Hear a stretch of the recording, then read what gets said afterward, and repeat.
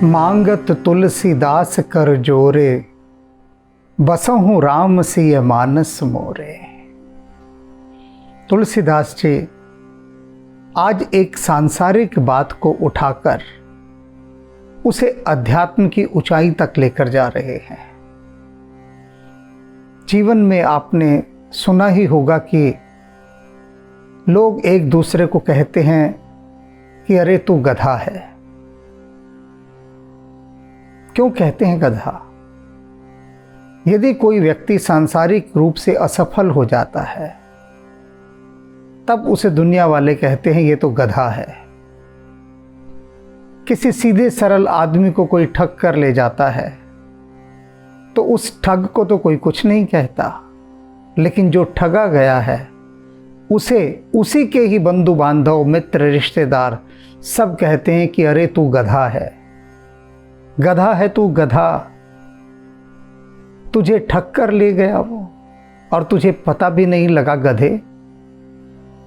तो गधा लज्जित करने के लिए कहा जाता है, और लज्जित भी किस लिए?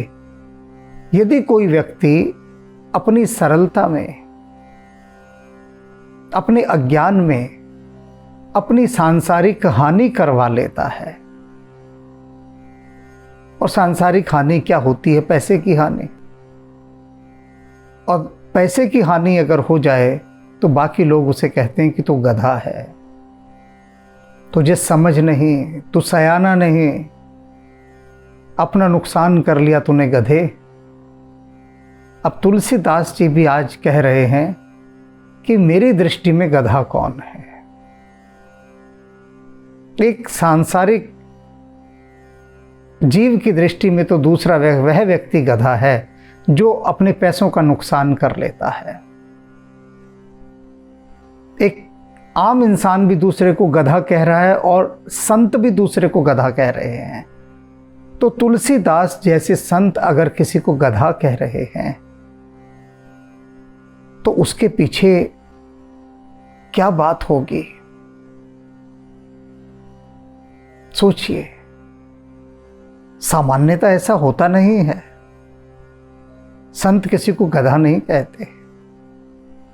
लेकिन यदि वे कह रहे हैं गधा तो उसके उत्थान के लिए कह रहे हैं, उसका मजाक उड़ाने के लिए नहीं कह रहे, उसे लज्जित करने के लिए नहीं कह रहे, उसे नीचा दिखाने के लिए नहीं कह रहे, अपितु उसे चेताने के लिए कह रहे हैं, उसे सजग करने के लिए कह रहे हैं, उसकी अवेयरनेस को बढ़ाने के लिए कह रहे हैं।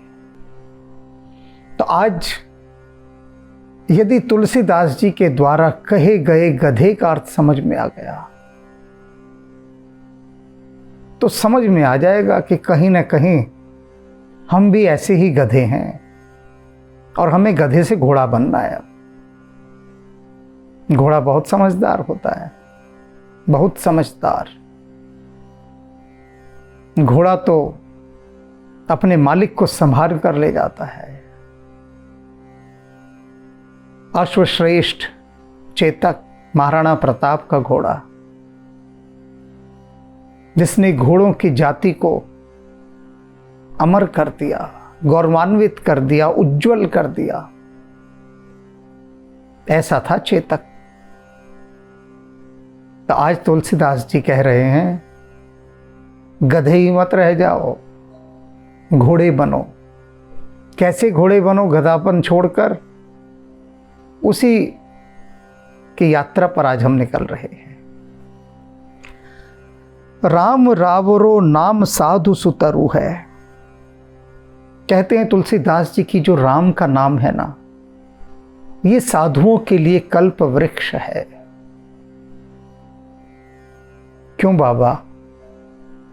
शैतानों के लिए नहीं है क्या कल्प वृक्ष? यदि राम कल्प वृक्ष हैं तो साधुओं के लिए ही क्यों है? शैतानों के लिए क्यों नहीं है? सोचिए। कहा ना तुलसीदास जी ने कि राम रावरो नाम साधु सुतरु है। साधुओं के लिए ये कल्प वृक्ष है राम का नाम, शैतानों के लिए नहीं है। पड़ गए ना चक्कर में, कैसी बात कह दी। यही तो बात समझनी होती है कि साधुओं के लिए क्यों ये कल्पतरु है और शैतानों के लिए क्यों नहीं है।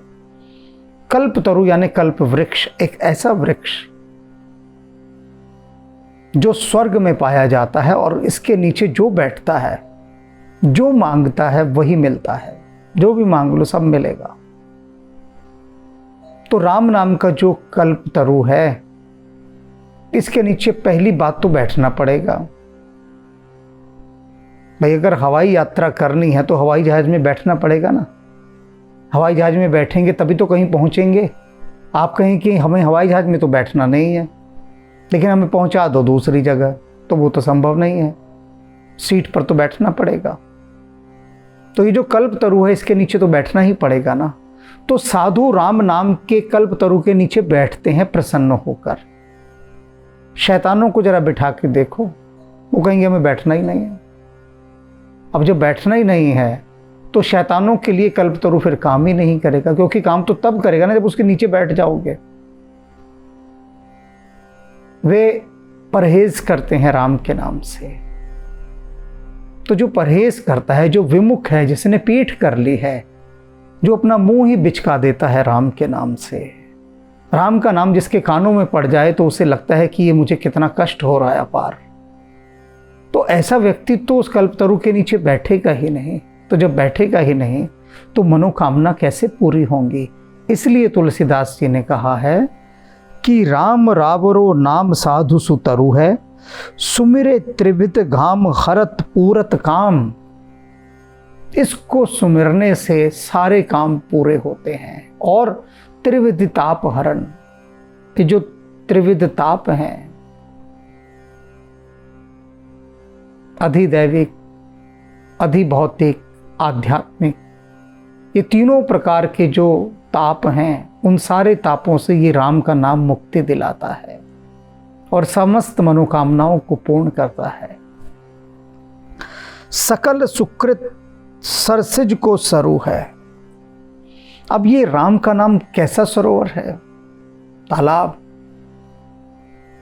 ये ऐसा सरोवर है जिसमें सारे पुण्य रूपी कमल खिलते हैं। आज तक हमारे पास यदि कोई भी पुण्यों की संपदा है, थोड़ी बहुत पोटली वोटली अगर हमने बना रखी है संचित जन्मों के पुण्यों की, तो वे ही पुण्य होंगे जो राम रूपी सरोवर के भीतर कमल रूप में खिले होंगे। और कुछ पुण्य नहीं होगा, और कोई पुण्य नहीं होगा। आप यदि मंदिर में पंखा शंखा लगवा दें, एसी लगवा दें, वहां बाबा के सिर पर सोने का मुकुट लगवा दें, चांदी के छत्र चढ़वा दें, चंदोवे कुछ भी चढ़ा दें, उनसे कोई पुण्य मिलने वाला नहीं है। कुछ पुण्य मिलने वाला नहीं। पुण्य तो मिलेगा कि भीतर राम का नाम कितना गहराया, कितना राम का नाम भीतर आपके गूंजा, सरलता से गूंजा, सहजता से गूंजा, प्रेम के साथ गूंजा, भक्ति के साथ गूंजा, श्रद्धा के साथ गूंजा, विश्वास के साथ गूंजा। ये कमाई है नाम की कमाई। ये कमाई, इससे भीतर की क्लीनिंग होती है, शुद्धिकरण होता है। जितनी गूंज राम नाम की भीतर होगी उतना शुद्धिकरण होगा, उतना अधिक। तो ये जितने भी सुकृत पुण्यों को खिलाने वाला ये सरोवर है, उन पुण्यों के कमलों को खिलाने वाला सरोवर है ये राम का नाम। इसी सरोवर में पुण्य के कमल खिलते हैं, अन्य कहीं गमलों में नहीं खिलेगा कमल, सरोवर में खिलेगा। लाभ हूं को लाभ, कैसा है राम का नाम। संसार में जितने भी प्रकार के लाभ हैं, फायदे हैं, प्रॉफिट्स हैं, उन सबसे बड़ा लाभ जो है वो राम का नाम है। कितने ही लाभ प्राप्त कर लो, अंतिम लाभ तो राम का नाम ही है। और सुख हूं को सुख सर्बस, सभी सुखों का सबसे बड़ा सुख राम का नाम है। और भक्तों का तो ये सर्बस है, सर्वस्व है, सारे सुखों का सुख। अब एक छोटा सा उदाहरण देता हूं, बहुत छोटा सा। मानकर चलिए आप बैठे हैं, भक्ति कर रहे हैं और भगवान शिव प्रकट हो गए, या हनुमान जी, या शेरावाली माता, या राम जी, या छलिया बांके बिहारी, कोई भी, इत्यादि इत्यादि, जिस भी आप अपने आराध्य को मानते हैं, वे प्रकट हो गए आपके सामने। और प्रकट होते ही पहली बात होती है कि मांगो क्या मांगते हो। ये बड़ी मज़े की बात है, बड़े मज़े की बात है कि जब भी भगवान प्रकट हुए हैं कहीं पर भी, चाहे कोई देवता प्रकट हुआ हो, पहला संवाद, फर्स्ट डायलॉग उनकी तरफ से क्या होता है? मांगो बच्चा क्या मांगते हो। पता है, जानते हैं, मांगते हैं। ये जो हमें इतने इनविटेशन कॉल की, बुलावे भेजे, ये इतना पुकार पुकार कर चिल्लाया, किसके लिए, काहे के लिए? अरे कुछ मांगना था तभी तो पुकारा है। तो ये भी समझदार हैं सारे, देवी देवता भगवान सब प्रकट होते ही पहली बात कहते हैं, हाँ मतलब की बात करो भक्त, मांगो क्या मांगते हो, मांगो। और आपके सामने कोई प्रकट हो जाए और कहीं मांगो क्या मांगते हो, तो क्या कहेंगे? वही कहेंगे जो लोग मुझे कहते हैं संदेश भेज भेज के, हमारे बच्चे की या बेटी की या संतान जो भी है, हमारी संतान की नौकरी लगवा दो, इसकी शादी नहीं हो रही, इसकी शादी करवा दो, व्यापार नहीं चल रहा, व्यापार चलवा दो, और बहुत सारा कर्जा है, वो कर्जा उतरवा दो या माफ करवा दो, कोई जुगाड़ जुगत लगवा दो। बस यही तो मांगेंगे सब। कल्पना कर लीजिए, प्रकट हो गए भगवान आपके सामने, क्या मांगेंगे? धन दौलत, ऐशो आराम, बस यही मांगेंगे ना। लेकिन जो तुलसीदास जी ने अभी यहां बात कही है, क्या कहते हैं ये? सुख हूं को सुख सर्बस, कि भक्तों के लिए तो राम का नाम सभी सुखों का सबसे बड़ा सुख है, उन्हें और कुछ नहीं चाहिए, यही उनके लिए सर्वस है, सर्वस्व है, सब कुछ है। रावण ने कहा मैं पूरी दुनिया का विजेता बनूं, मैं किसी से ना मरूं। कुंभकर्ण ने मांगा कि मैं 6 महीने सोता रहूं। विभीषण ने क्या मांगा? कि बस प्रभु के चरणों में मेरी भक्ति बनी रहे। नचिकेता को लाख समझाया यमराज ने कि भैया रे, ए भैया रे, कुछ और मांग लेना, जो मांगना है सब दे दूंगा, तू बस ये परमात्मा के चरणों में भक्ति मत मांग, और कुछ मांग ले, पूरी दुनिया जहां को तेरे कदमों में डाल दूंगा लाकर। नचिकेता जो कि बालक है कहता नहीं चाहिए कुछ भी नहीं चाहिए, बस मुझे राज की बात बता दीजिए, और कुछ नहीं चाहिए। राज की बात, सिर्फ एक बात पूछ रहा है। और बाकी दुनिया के लोग क्या कहेंगे कि गधा है ये तो। विभीषण को गधा कहते हैं लोग, कई कहते हैं अरे भगवान सामने आ गए। मांगता कि मैं रावण का भी बाप बन जाऊं, रावण से भी बड़ा मैं सम्राट बनूं, मौका छोड़ दिया। क्या मांगा? कि राम के चरणों में भक्ति बनी रहे। अरे ये भी कोई मांगने वाली चीज है? ना समझ। बहुत है दुनियावी लोग ऐसी बातें कहने वाले, नचिकेता को कहने वाले, भक्त ध्रुव को, भक्त प्रहलाद को, नृसिंह अवतार कहते हैं भगवान प्रहलाद से बोल क्या चाहिए।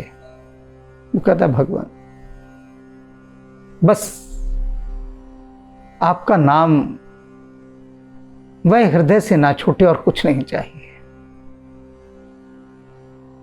अब जो सयाने लोग हैं, जो पैसों के पीर हैं, वे भक्त प्रहलाद को क्या कहेंगे कि पगला गया है, चाटेगा क्या राम के नाम को लेकर, हैं?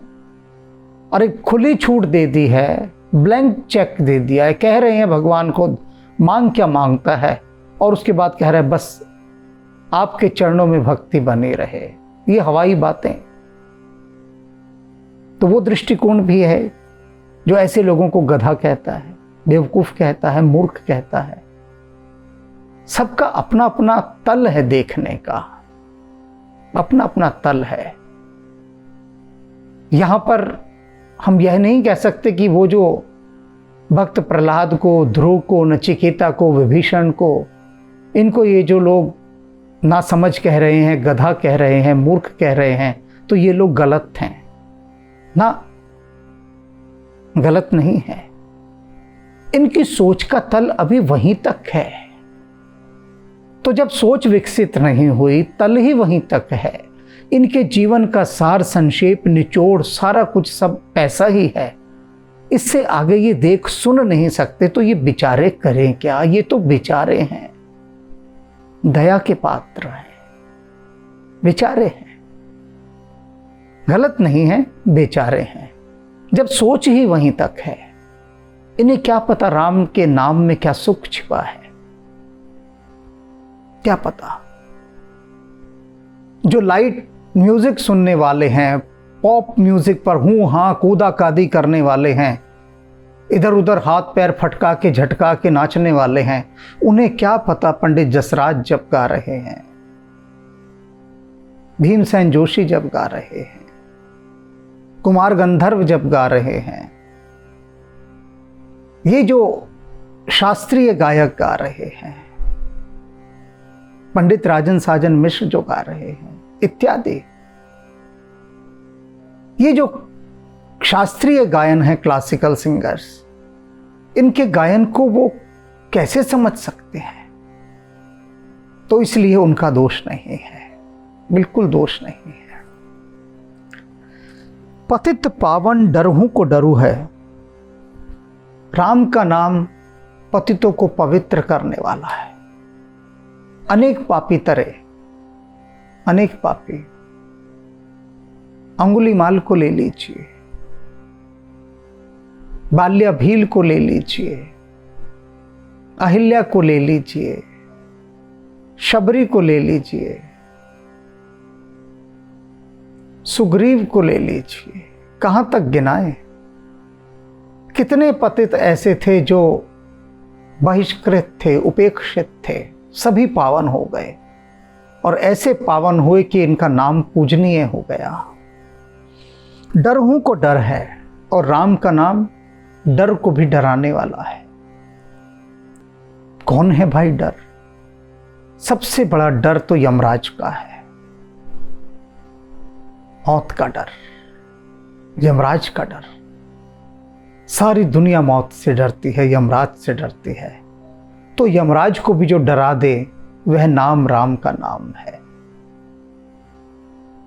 वह नाम राम का नाम। राम के नाम के आगे यमराज भी नहीं आता, यानी मौत का डर कहीं रहता ही नहीं, कहीं नहीं रहता। तो डर को भी डराने वाला जो है वह राम का नाम है। नीचेहू को, ऊंचेहू को, रंकहू को, रावहू को, राम सबके लिए है। नीच के लिए भी राम है, और ऊंचे हूं को, जो ऊंच है यानी जो पवित्र आत्मा है, उसके लिए भी राम है। दोनों के लिए बराबर हैं, दोनों के लिए उतने ही है राम। किसी के लिए ना कम है ना अधिक है। नीच के भी हैं राम, ऊंच के भी हैं राम, भिखारी के भी हैं राम, राजा के भी हैं राम, सबके समान है राम। सुलभ सभी को सुलभ है, सुखद सबको सुख देने वाले हैं, आपनों सो घर हैं। और राम क्या है? राम तो ऐसा है जैसे कि लगता है अपना घर हो कोई। जब आप भटक कर आ जाते हैं पूरी दुनिया में धक्के खा को आके, घर लौट के क्या क्या कहते हैं कि अरे सुकून आ गया, जी सा आ गया, घर आ गए। अब घर का जैसा सुख तो कहीं नहीं है, अपने घर आ गए। तो तुलसीदास जी कह रहे हैं जो राम का नाम है ना, वो तो अपना घर है। अपने घर में जो सुख है वह और कहीं नहीं। तो राम के नाम में जो सुख है, क्योंकि वह अपना घर है, वह कहीं नहीं और सभी को उपलब्ध है, सब जगह है, सभी के लिए है। किसी के लिए भी राम का नाम प्रतिबंधित नहीं है कि ये राम का नाम नहीं ले सकता। और जिनके लिए प्रतिबंधित था, तुलसीदास जी ने गा गा कर पूरे संसार में राम के नाम की किताब को खुला कर दिया, प्रत्येक पृष्ठ को, कि पढ़ लें सभी इस राम के नाम को, सबके लिए उपलब्ध है। वेद हूं पुराण हूं पुरारी हूं पुकारी कहो। कहते हैं सारे वेद पुराण और भगवान शंकर पुकार पुकार कर संसार को एक ही बात कह रहे हैं बार बार। क्या कह रहे हैं? नाम प्रेम चारी फलहु को फरु है। ये जो राम का नाम है ना, ये चारों फलों का, धर्म अर्थ काम मोक्ष, चारों फलों का फल है। इस एक राम के नाम के फल के भीतर सारे फल समाये हैं। ये सब फलों का सबसे बड़ा फल है राम का नाम। कौन कह रहा है? भगवान शंकर, वेद पुराण सब इस बात को पुकार पुकार कर कह रहे हैं। ऐसे नाम राम सो न प्रीत न प्रतीत मन। कहते हैं अब सुनो, तुलसीदास जी कह रहे हैं कि ऐसा जो राम का नाम है, उस राम के नाम से जिसका मन प्रेम नहीं करता और प्रतीत न भरोसा करता है, ऐसे राम के नाम से जिसके मन में न प्रेम की धार उमगती है, न विश्वास पैदा होता है। मेरे जान, तुलसीदास जी कहते मेरे लेखे मेरे जाने, जानिबो सोई नर खर है। वह इंसान नहीं, वह मनुष्य नहीं, वह तो गधा है। किसे गधा कह रहे हैं तुलसीदास जी? उसे कह रहे हैं कि जिसके मन में राम का नाम सुनकर कोई पुलक पैदा नहीं होती, कोई प्रेम पैदा नहीं होता, और जो राम पर भरोसा नहीं करता, अर्थात ईश्वर पर जिसके मन में भरोसा नहीं है, प्रेम नहीं है। तुलसीदास जी कह रहे हैं मेरे जाने मैं ऐसा मानता हूं कि वह मनुष्य नहीं है, वह गधा है। अर्थात जिसे अपना नुकसान दिखाई ही नहीं दे रहा कि कितना बड़ा उसका नुकसान हो रहा है, कितनी बड़ी हानि वह स्वयं कर रहा है अपनी। तो गधा तो हम उसे कहते हैं ना जो अपनी हानि कर रहा होता है और उसे समझ नहीं आता कि मैं अपनी हानि कर रहा हूं। तो यहां तुलसीदास जी आध्यात्मिक संपदा के खोने पर गधा कह रहे हैं, और ऐसी संपदा जो सहज उपलब्ध है सभी के लिए और हर जगह पर है। नाम सोन मातु पित मित हित बंधु गुर, साहिब सुधी सुशील सुधाकर है। कहते हैं जो राम का नाम है ना, ये ऐसा चंद्रमा के समान बुद्धिमान है जो हमारे लिए सारी राहें निकाल देता है।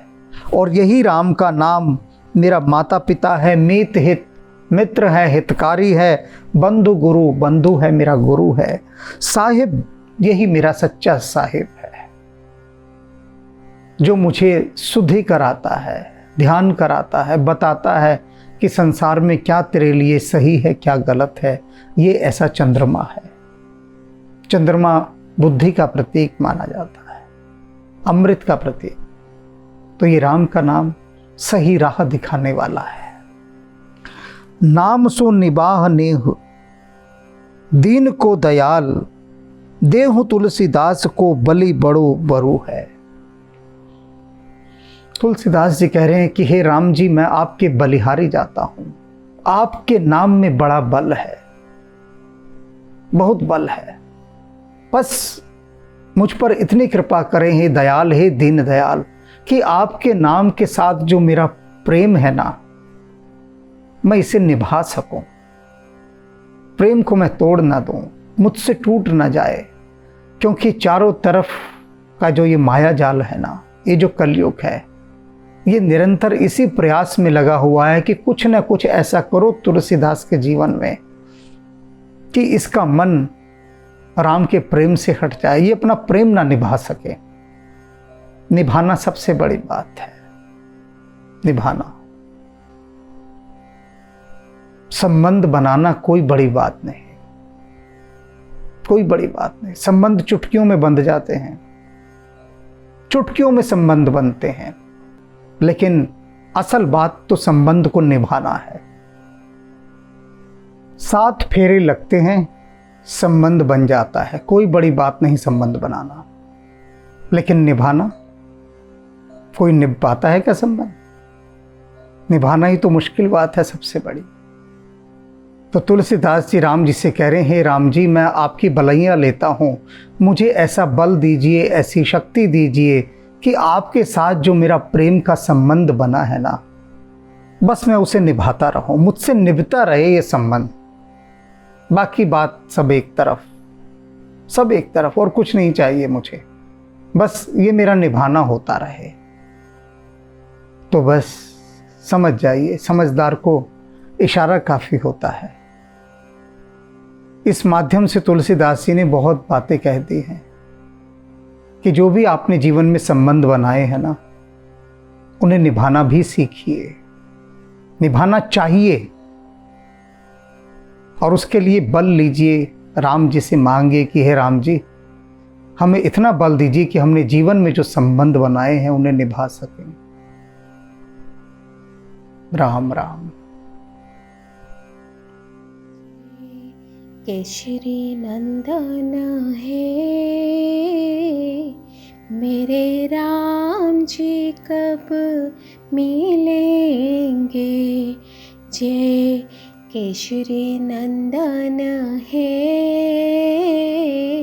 मेरे राम जी, कब मिलेंगे। आहे रामदास जो मेरे मानस, आहे रामदास जो मेरे मानस, क्या वह पूरा न होंगे। जय केशरी नंदन है मेरे राम जी, कब मिलेंगे। जय केशरी नंदन है मेरे राम जी, कब मिलेंगे। आपकी कृपा से तुलसी को साईं, प्रभु चरण प्रीति पाए। आपकी कृपा से तुलसी को साईं, प्रभु चरण प्रीति पाए। मैं हूँ अधम दिन अकिंचन, मैं हूँ अधम दिन अकिंचन, करुणा कब करेंगे। जय केशरी नंदन है मेरे राम जी, कब मिलेंगे। जय केशरी नंदन है मेरे राम जी, कब मिलेंगे।